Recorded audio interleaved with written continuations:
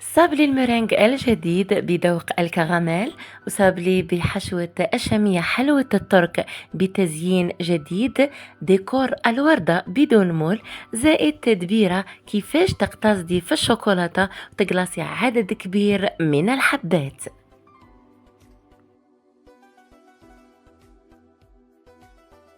مرحبا بكم في قناتكم الوهرانية كويزين. نستأذنكم ندخل بيوتكم وإن شاء الله نكون ضيفة خفيفة عليكم، نقدم لكم وصفات، نشارككم أفكار، نهمس لكم على حيل وتدابير مطبخية. بالنسبة للحلويات المقترحة نهار اليوم حاولت أنني نحافظ على القاعدة اللي هي عجينة السابلي. ممكن في عجينة السابلي أننا نغيروا الحشوات، نغيروا الديكور، لكن نحاولوا قدر المستطاع باش نحافظوا على نكهتها وعلى بنتها الأصلية.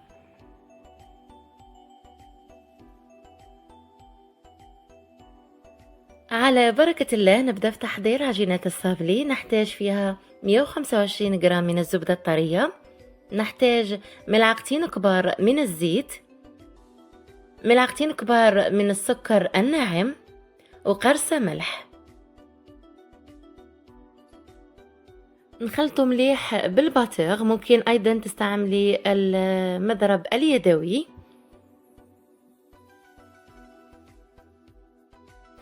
بعدها نضيف صفار بيضة ونخلط من جديد. نزيد ملعقة كبيرة من المايزينا نشاء الذرة، نجمعه ب 300 جرام من الفارينة إلى 350 حسب نوعية الفارينة.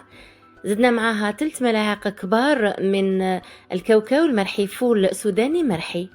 خلطنا، تحصلنا على عجينة طرية، حطيناها في كيس بلاستيكي وفي الثلاجة 20 دقيقة قبل الاستعمال.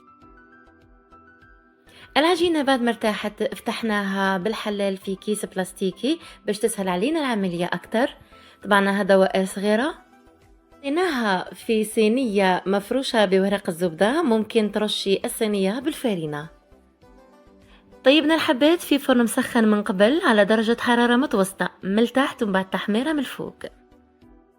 بالنسبة للمرنج، ربع فنجان من بياض البيض اللي بقانا من قبل، زائد نصف فنجان من السكر وقرصة ملح، ضربناهم مليح حتى داب السكر.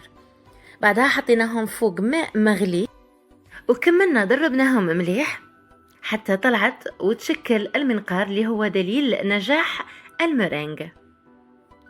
قاعدة المرنج تقول عبر بعبر، إذا درتي فنجان بياض بيض إذا قابله فنجانين من السكر العادي. مرنج ناجحة تساوي المنقار، وكي تقلبي الصحن تبقى ثابتة. ها هو السابلي بعد ما طاب. 125 جرام من الزبدة، أتخرج لك 15 حبة سابلي لازقة مع بعض. أنا قسمت كل 5 مع بعض، يعني 3 أنواع هكا باش نقدر نوع في الديكور ونعطيك أفكار. النوع الأول لصقته بلا جولي، ما نقدروش نلصقوه بالمربى ولا بالشوكولا لأنه راح يكون فيه المرنج، والمرنج معروفة أنها حلوة. إذن لصقتهم، بعدها في الحواف أيضا دهنتهم بلا جولي ورمتهم في الكاوكاو. المرنج نضيفوا لها عطر الكراميل، أنا استعملت هذا الكيس اللي يجي مع الفلون. نخلطه مليح يتغير لونها وذوقها.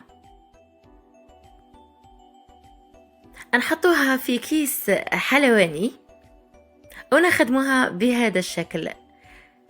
حلوتنا جاهزة تقريبا، تحتاج فقط للمسة الأخيرة. رايحين نمروا للنوع الثاني. بالنسبة للمرنج نخلوها تنشف وحدها. تقدري حبيبتي تخدمي 15 حبة نوع واحد. أنا الهدف من أنني قسمت باش نقول لك عجينة السابلي بالكاوكاو هادي واش توالم، واللي توالم أكثر الكراميل والشوكولا. بالنسبة للنوع الثاني 5 حبات هادو راني حشيتهم بشوكولا الطلي بذوق البندق، راهي متوفرة في الأسواق. حطيت فوق الشوكولا القليل من الكاوكاو المرحي، غلقتهم، وبعد الضغط على الحبة أيضا مسحت الشوكولا ورمت الحواف في الكاوكاو المرحي. هذا بالنسبة للنوع الثاني من جاتو الشوكولا. هذا نوع بسيط تقدري تحضريه من حيث الحشوة وحتى الكلاصاج دوك تشوفي. بعدها غادي نمروا للنوع الثالث. اولا نخدموا الحشو اللي هو عبارة عن حلوة الترك مرحية، زدنا ملعقة كبيرة من الكاوكاو المرحي، خلطناهم بالمعجون، حطينا هاد العقدة ولا هاد الحشو في كيس وعمرنا الحبات. هادو 5 حبات هما حلوى الوردة. هذا الحشو بالرغم من انه قديم كاين اللي يزيد فيه الكوفريت، كاين اللي يزيد فيه انواع اخرى، انا نفضل انني نزيد فيه الكاوكاو، يبقى حشو مثالي للصابلي، يعني ذوقه رائع. احشينا الحبات ولصقناهم، والآن نمروا لمرحلة التزيين. نحتاج 100 غرام شوكولا بيضاء، 100 غرام شوكولا سوداء. ذوبنا الشوكولا السوداء 100 غرام، زدنا لها ملعقة كبيرة من الزيت، ورانا نقلاصيو الحبة بواسطة شوكة الأكل. نعم أختي، هذه الطريقة اقتصادية وسريعة في نفس الوقت. شوفي راني نخدم بالشوكولا وبقات هي يعني ممكن 100 غرام تقلاصي لك حتى 20 حبة.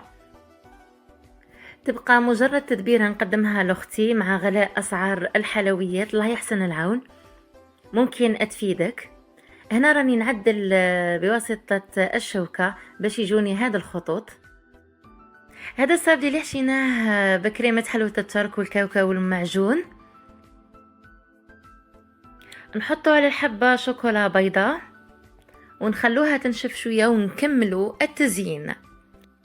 إذا كنت تشوفي القناة لأول مرة ولا خرجت لك بالصدفة تشوفي أنها تستاهل تطلع، تستحق المشاهدة، ما عليك حبيبتي إلا الاشتراك والبارتاج والضغط على زر الجرس ليصلك جديد الفيديوهات. وصلنا لطريقة التزيين وتشكيل الوردة اللي شفتيها من قبل.